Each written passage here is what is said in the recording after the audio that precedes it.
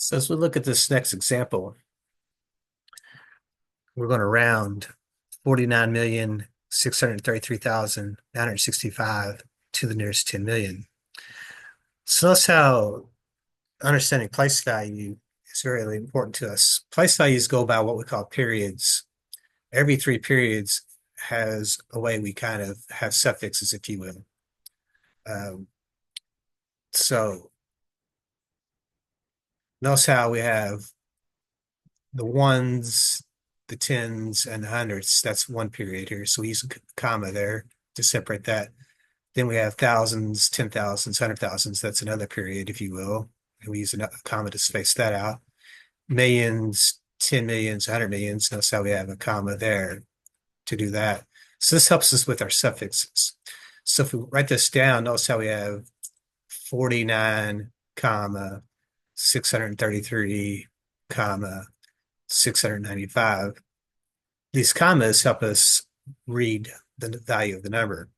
So we read this 49 and notice that it's in the millions period. So we say 49 million.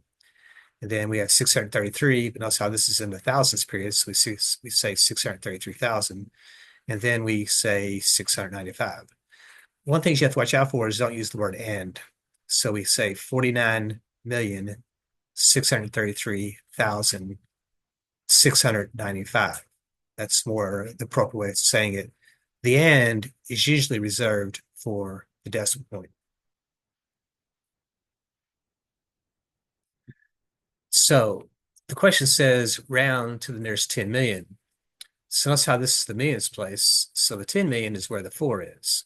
So we want to round the 4. To round means do we keep the 4 or do we round up? So in other words, do we want to round this to 40 million or do we want to round it up to 50 million? So what I have to do is decide which am I closer to.